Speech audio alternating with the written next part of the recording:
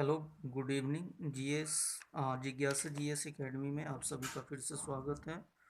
और बीपीएससी जैसे पहले हमने बताया था 5 डेज़ प्रोग्राम, अब हम 5 डेज़ से 4 डेज़ कर दिए हैं। 4 डेज़ प्रोग्राम रहेगा बीपीएससी का। और यहाँ पे आप देख सकते हैं 39 बिहार लोक सेवा आयोग में ये सभी प्रश्न पूछे गए हैं।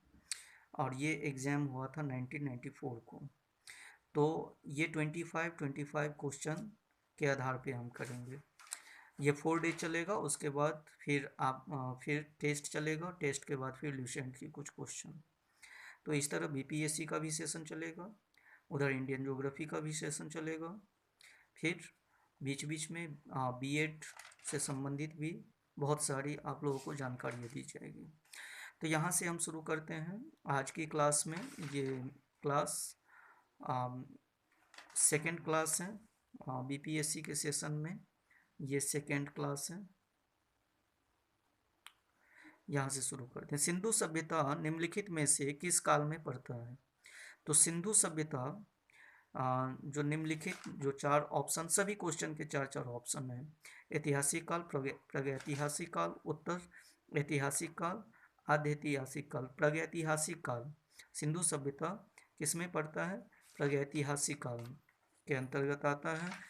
800 से 600 ईस्वी पूर्व का काल किस युग से जुड़ा है? 800 से 600 ईस्वी पूर्व का काल जो है वो ब्राह्मण युग से जुड़ा हुआ है। किस युग से जुड़ा हुआ है? ब्राह्मण युग से। नेक्स्ट, बोगाज। बोगाज, ये प्रश्न इतने इम्पोर्टेंट नहीं है बोगाज वाले, इसीलिए मैंने यहाँ पे पॉइंट नहीं लगाया हूँ। तो जहाँ जहाँ पॉइंट आप देख रहे हैं वो सभी इम्पोर्टेंट क्वेश्चंस हैं। और ये चल रहा है भारतीय इतिहास, प्राचीन भारत के अंतर्गत अभी हम क्वेश्चन कर रहे हैं। आगे की क्वेश्चन देखते हैं। गायत्री मंत्र, गायत्री मंत्र किस पुस्तक में लिखा हुआ है? गायत्री मंत्र किस पुस्तक में लिखा मिलता है या किस पुस्तक में लिखा हुआ है? एक ही बात है। तो गायत्री मंत्र ऋग्वेद से संबंधित है। गायत्री मंत्र ऋग्वेद से संबंधित है। नेक्स्ट, संगम युग में उदययुर, उदययुर किस लिए विख्यात था? उदययुर किस लिए विख्यात था? तो ये जो प्रश्न संख्या 5 है, प्रश्न संख्या 5 का आंसर कपास के व्यापार, यहाँ पे कपास की व्यापार की अधिकता थी। नेक्स्ट, आजीवक संप्रदाय के संस्थापक कौन थे? आजीवक संप्रदाय के संस्थापक, तो आजीवक संप्रदाय के संस्थापक मखली गोसाल थे। आजीवक संप्रदाय के संस्थापक मखली गोसाल थे। नेक्स्ट क्वेश्चन देखते हैं। भागवत संप्रदाय के विकास में किसका देन अत्यधिक था? भागवत संप्रदाय के विकास में किसका अत्यधिक देन था? तो गुप्ता, यहाँ पे गुप्ता मतलब गुप्त वंश से संबंधित है। नेक्स्ट, किस अभिलेख से यह साबित होता है कि चंद्रगुप्त का प्रभाव पश्चिम भारत पर फैला हुआ था? कलिंग अभिलेख, अशोक का गिरनार अभिलेख, रुद्रदामन का जूनागढ़ अभिलेख, अशोक का सोपार अभिलेख। ये रुद्रदामन का जूनागढ़ अभिलेख, ये आंसर है। नेक्स्ट, केवल वह स्तंभ जिसमें अशोक ने स्वर्ण को मगध का सम्राट बताया था, भाब्रू स्तंभ। कौन सा स्तंभ है? भाब्रू स्तंभ। नेक्स्ट, उस स्रोत का नाम बतलाइए जो प्राचीन भारत के व्यापारिक मार्गों पर मौन है। तो इसमें मिलिंद पन्नु का नाम आता है, मिलिंद पन्नु। नेक्स्ट, किस शासक वंश ने मंदिरों एवं ब्राह्मणों को सबसे अधिक ग्राम अनुदान में दिया था? किस शासक वंश ने मंदिरों एवं ब्राह्मणों को सबसे अधिक ग्राम, ग्राम मतलब गांव, अनुदान में दिया था? तो ये गुप्त वंश ने दिया था। गुप्त वंश ने दिया था। किस काल में अछूत की अवधारणा स्पष्ट रूप से उद्धत हुई? किस काल में अछूत की अवधारणा स्पष्ट रूप से उद्धत हुई थी? उत्तर वैदिक काल में। किस काल में? उत्तर वैदिक काल में। प्रश्न संख्या 12 का आंसर दूसरा है, उत्तर वैदिक काल। नेक्स्ट, भारत में मोहम्मद गोरी ने किसको प्रथम इक्ता प्रदान किया था?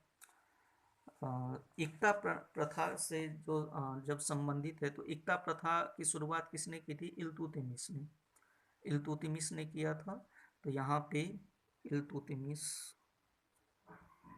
सही है। किस सुल्तान के काल में खालसा भूमि अधिक पैमाने में विकसित हुई? किस सुल्तान के काल में खालसा भूमि अधिक पैमाने में विकसित हुई थी? तो इसका जो आंसर है वो अलाउद्दीन खिलजी होगा, अलाउद्दीन खिलजी। नेक्स्ट, सल्तनत काल के सिक्के टंका, सासगानी, सल्तनत काल के सिक्के टंका, ससगानी एवं जीतल किन धातुओं से बने थे? तो ये बने थे चांदी और तांबा से। चांदी और तांबा से बने हुए ये सभी धातु थे। नेक्स्ट, 12मासा की रचना किसने की थी? 12मासा की रचना मलिक मोहम्मद जैसी ने की थी। मलिक मोहम्मद जैसी ने की थी। नेक्स्ट क्वेश्चन पे चलते हैं। विजयनगर साम्राज्य के वित्तीय व्यवस्था की मुख्य विशेषता क्या थी? तो इसकी मुख्य विशेषता भू राजस्व थी। इसकी मुख्य विशेषता भू राजस्व थी। नेक्स्ट क्वेश्चन पे चलते हैं। पानीपत के युद्ध में बाबर के जीतने का मुख्य कारण क्या था? तो पानीपत के युद्ध में बाबर के जीतने का मुख्य कारण था उसकी सैन्य कुशलता। मतलब उसकी सैन्य की जो कुशलता थी, मतलब कुशलता का मतलब जो है यहाँ पे सुदृढ़ होना, उसके जो सेना की जो दल थे वो सभी कुशल थे। जब्ती प्रणाली किसकी उपज थी? जब्ती प्रणाली, ये जब्ती प्रणाली किसकी उपज थी? जब्ती प्रणाली से संबंधित जो है वो अकबर से संबंधित है। जब्ती प्रणाली अकबर ने शुरू की थी। नेक्स्ट क्वेश्चन पे चलते हैं। नेक्स्ट क्वेश्चन क्या है? नेक्स्ट है, जवाबित का संबंध किससे था? जवाबित का संबंध किससे था? जवाबित, तो ये जवाबित का संबंध जो है राज्य के कानून से था। किससे था? राज्य के कानून से संबंधित था। नेक्स्ट, ईरान के शाह और मुगल शासकों के बीच झगड़े की जड़ क्या थी? कंधार। इन दोनों के बीच जो झगड़े का जो जड़ था वो कंधार था। 2 अस्पा और सीह अस्पा प्रथा किसने शुरू किया था? तो ये जहांगीर ने शुरू किया था। 2 अस्पा और सीह अस्पा प्रथा एक प्रथा का नाम है। ये प्रथा जहांगीर ने शुरू किया था। नेक्स्ट, सरंजामी प्रथा किससे संबंधित थी? सरंजामी प्रथा किससे संबंधित थी? तो ये सरंजामी प्रथा जो है वो सरंजामी प्रथा ये किससे संबंधित थी? ये मराठा भू राजस्व प्रथा से संबंधित थी। मराठा भू राजस्व प्रथा से संबंधित है। और भारत में 1612 में, मतलब भारत में 1612 ईस्वी में अंग्रेजों ने अपनी पहली फैक्ट्री कहाँ स्थापित किया था? ये बहुत इंपॉर्टेंट क्वेश्चन है, कई बार एग्जाम में आ चुका है। ये सूरत में अंग्रेजों ने सबसे पहला फैक्ट्री सूरत में लगाया था। सूरत जो वर्तमान में गुजरात राज्य में स्थित है। नेक्स्ट, महाराष्ट्र में रामोशी कृषक जत्था किसने स्थापित की थी? रामोशी। तो आपको सिर्फ याद रखना है रामोशी जो एक कृषक है, कृषि से संबंधित, और इसको याद रखने के लिए रामोशी और फड़के।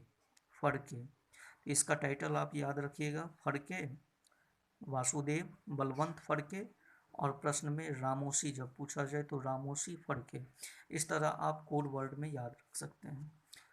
तो आज के लिए बस इतना ही क्वेश्चन हम करेंगे, और फिर नेक्स्ट वीडियो में हम 25 क्वेश्चन नेक्स्ट वीडियो में करेंगे। इस तरह 4 डेज में 100 क्वेश्चन कंप्लीट होगा, 5 डेज में टेस्ट होगा। Thank you.